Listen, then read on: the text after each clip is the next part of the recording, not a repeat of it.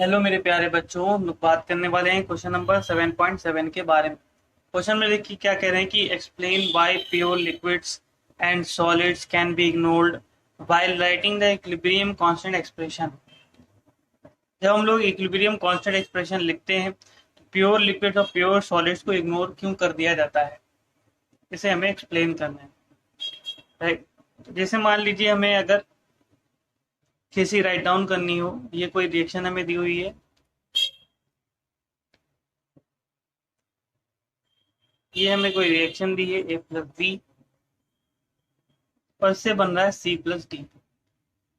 इसके लिए जब हम लोग केसी लिखते हैं तो हम क्या लिखेंगे, concentration of C, concentration of D और divide by concentration of A and concentration of B। Right, यहाँ पर हम लोग लिख रहे हैं कंसंट्रेशन, यानी हेंस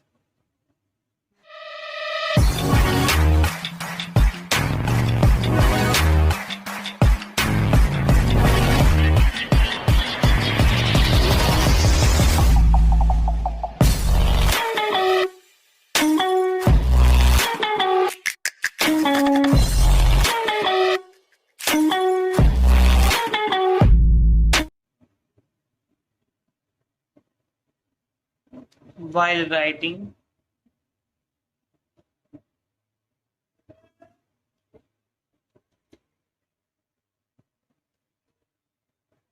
expression for Kc,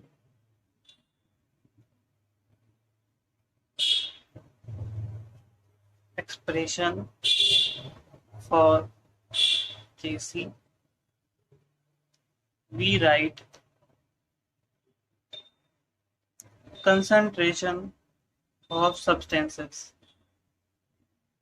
हम सब्सटेंसेस की कंसंट्रेशन लिखते हैं। हम जानते हैं कंसंट्रेशन इक्वल टू क्या होता है, number of moles divided by volume in litre. और number of moles equal to क्या होता है, weight upon molar mass, weight upon molar mass into क्या हो जाएगा, वॉल्यूम। यहां से हमको दिख रहा है कि वेट अपॉन वॉल्यूम क्या होता है, डेंसिटी। ये हो गई डेंसिटी अपॉन क्या आ गया, मोलर मास।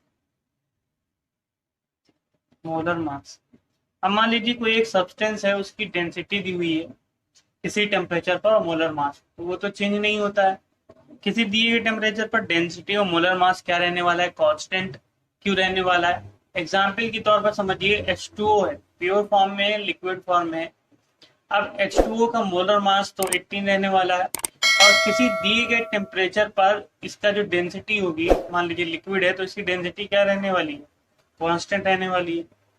जब ये दोनों कांस्टेंट हो जाएंगे तो कंसंट्रेशन हमारा क्या हो जाएगा, कांस्टेंट हो जाएगा। इसीलिए हम क्या करते हैं, प्योर लिक्विड और प्योर जो हमारा सॉलिड होगा उसमें उनकी कंसंट्रेशन हम लोग इक्विलिब्रियम कांस्टेंट के लिए जब इक्वेशन लिखते हैं उसमें नहीं लिखते हैं। हम क्या लिखेंगे, इसीलिए क्या होता है, since density at given temperature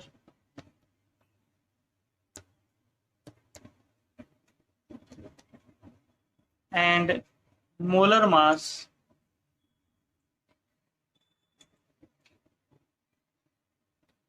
for the substance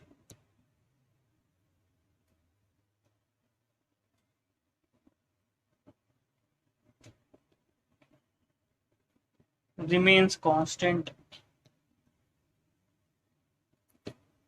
hence we ignore since density, given temperature and molar mass for the pure substances, liquid and solid remains constant, hence we ignore them while writing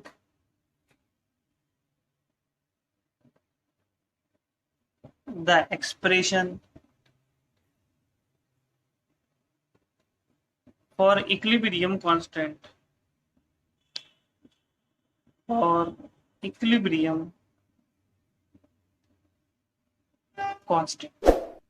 right. Hopefully आपको solution समझ में आया है। तो video को like कर दीजिए और चैनल को सब्सक्राइब कर दीजिए। बहुत बहुत धन्यवाद।